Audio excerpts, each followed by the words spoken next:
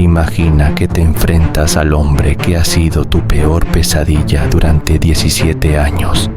Un genio militar que cruzó los Alpes con elefantes, que aniquiló a 70,000 de tus compatriotas en una sola tarde y que ha dejado a tu país al borde de la extinción. Estás en las llanuras del norte de África.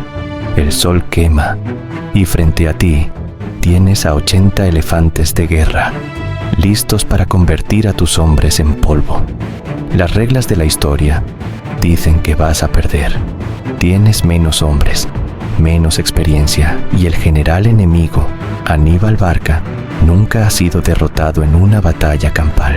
Sin embargo, lo que el mundo está a punto de presenciar no es una derrota romana, sino el nacimiento de un imperio global. Para cuando caiga el sol, 20,000 cartagineses habrán caído y el general más temido de la antigüedad huirá para salvar su vida. ¿Cómo logras vencer a un genio que no conoce la derrota, utilizando sus propias tácticas contra él? Hoy vas a descubrir la batalla de Zama, el momento exacto en que el alumno superó al maestro y Roma selló su destino como dueña del mundo conocido.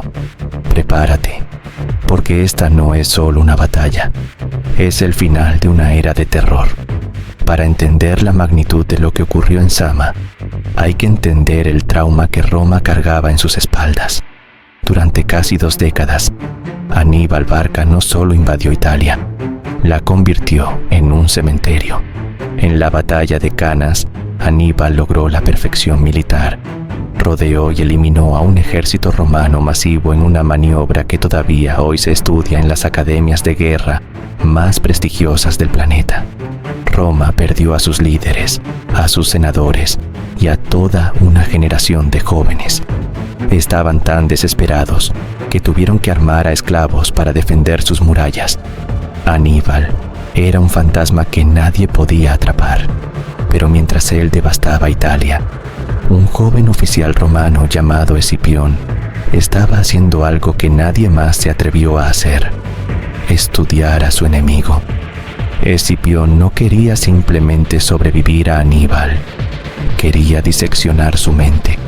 Durante años, en las campañas de Hispania, Escipión analizó cada movimiento, cada engaño y cada formación del general cartaginés. Aprendió que la fuerza de Aníbal residía en su capacidad para predecir el miedo del oponente. Así que, en el año 205 antes de nuestra era, Escipión propuso un plan que el Senado romano consideró un suicidio: dejar de defenderse en Italia y llevar la guerra directamente a las puertas de Cartago, en África. Su lógica era brillante: si amenaza su casa, Aníbal tendrá que abandonar Italia para protegerla. Y funcionó. Cartago entró en pánico y llamó a su hijo dorado de vuelta.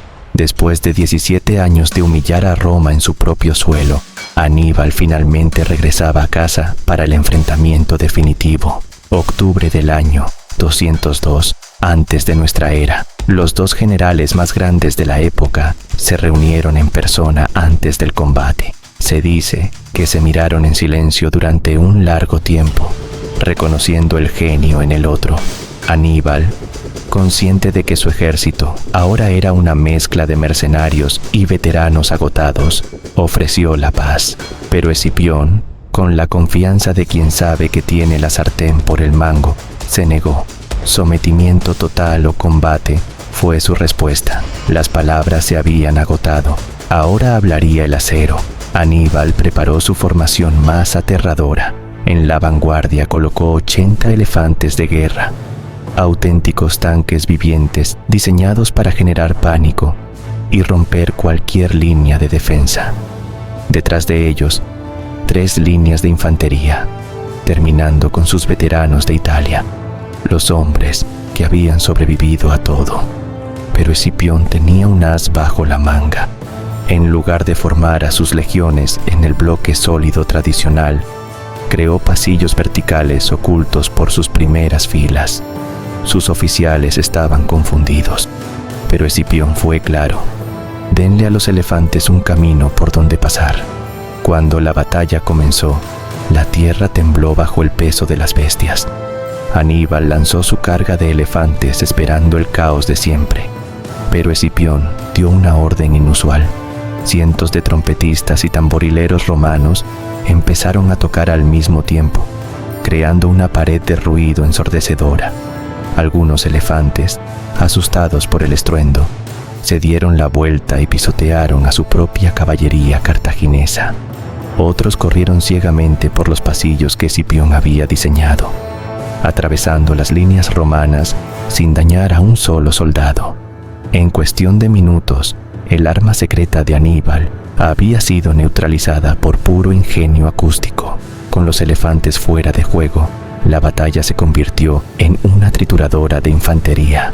Los mercenarios de Aníbal chocaron contra las legiones de Escipión en un combate brutal. La tensión era máxima. Los hombres de Aníbal luchaban con la espalda contra su capital, pero los romanos luchaban por vengar décadas de humillación.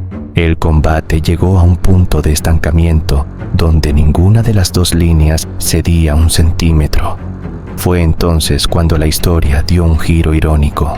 Escipión utilizó la maniobra de pinza, la misma que Aníbal había usado para destruir a los romanos años atrás. La caballería de Escipión, que había estado persiguiendo a los restos de los cartagineses, regresó al campo de batalla y golpeó la retaguardia de Aníbal con una fuerza devastadora. El cazador se había convertido en la presa. Los veteranos de Aníbal, los guerreros más experimentados del mundo antiguo, se encontraron rodeados. Lucharon hasta el final, pero el destino de Cartago ya estaba escrito. El resultado fue una victoria total para Roma. 20.000 bajas cartaginesas frente a solo 2.000 romanas. Aníbal logró escapar, pero su ejército y el poder de su nación habían sido eliminados para siempre. Zama no fue solo el fin de una guerra, fue el momento en que Roma dejó de ser una potencia regional para convertirse en la dueña del Mediterráneo. Cartago fue obligada a aceptar términos de paz humillantes. Entregaron su flota, sus elefantes y su libertad política. Escipión recibió el título de Africanus, el conquistador de África, y pasó a la posteridad como el hombre que descifró el código del general más peligroso de la historia. Si te ha impresionado cómo el análisis y la paciencia de un joven general pudieron derribar a un gigante invicto, tienes que ver lo que sucedió años después, cuando Roma decidió que Cartago no solo debía ser derrotada, sino borrada de la faz de la tierra. Suscríbete para explorar los momentos donde la estrategia cambió el mundo. Y dime en los comentarios, ¿crees que Aníbal habría ganado si hubiera tenido sus elefantes bajo control? ¿O Escipión ya era simplemente superior? Nos vemos en la próxima crónica.